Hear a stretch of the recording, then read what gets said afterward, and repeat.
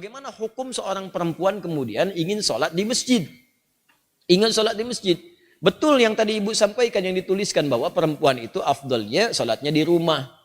Tapi harus dilihat kapan hadis itu muncul. Karena ada hadis juga yang menyarankan bahkan memotivasi perempuan sholat ke masjid. Yang tadi disampaikan itu ada riwayat-riwayatnya teman-teman sekalian. Di hadis Ahmad ada, di Abu Daud ada. Itu dari Ummu Salamah radhiyallahu taala anha. Ya, afdalu masajidin nisa qa'ru buyutihinna. Ya, keutamaan atau khairu masajidin nisa. Masjidnya perempuan itu yang terbaik itu qa'ru buyutihinna, di tengah-tengah rumahnya, di dalam ruangan rumahnya. Bahkan di hadis lain, di kamar itu lebih bagus. Ya, kemudian daripada di ruang tengah. Ruang tengah lebih bagus daripada di depan rumah. Artinya semakin ke dalam, semakin di rumah, itulah masjid terbaik bagi perempuan. Kapan hadis itu muncul? Ketika perempuan itu belum aman untuk ke masjid. Awal-awal dibangun masjid di Madinah, baik itu masjid Nabi yang kedua dibangun setelah Quba, kemudian orang-orang pada ke masjid, maka terjadilah 3 sifat yang jika ada 3 sifat ini perempuan dianjurkan di rumah. Dan nilainya sama dengan laki-laki ke masjid. Apa 3 sifat ini? Pertama, ada kewajiban yang berlaku bagi perempuan di dalam rumahnya.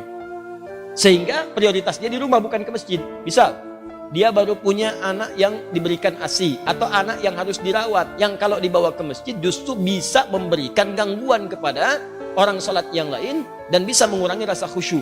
Rewelnya, belum disiapkannya, belum dikondisikan. Orang-orang dulu ngajak anak ke masjid itu sebelum berlangsung sholat sudah diperkenalkan dengan masjid.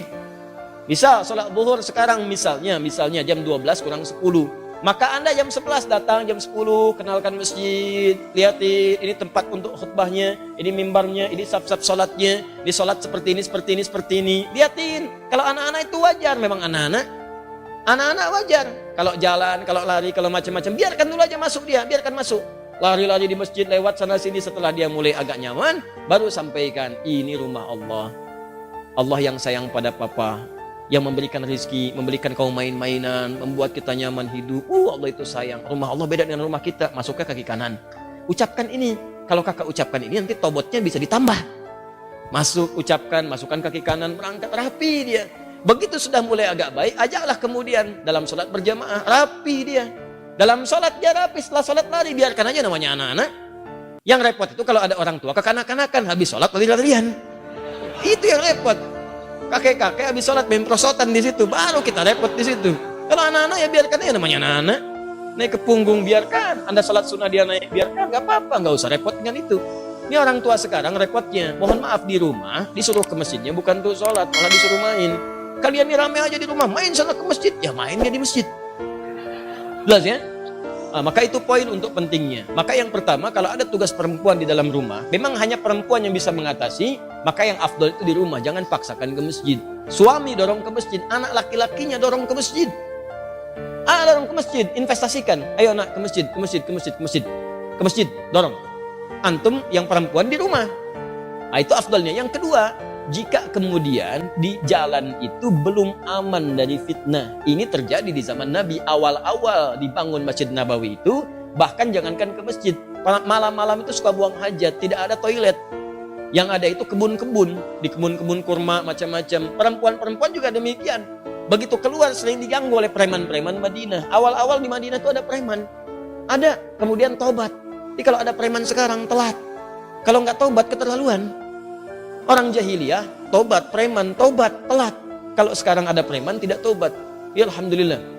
Kemarin saya lihat ada banyak yang baik-baik. Saya waktu mengisi untuk persiapan Ramadan, itu Masya Allah ada teman-teman dari PANG. Sahabat-sahabat PANG. Masya Allah tampilan, badannya macam-macamnya. Tapi Masya Allah tobat mereka.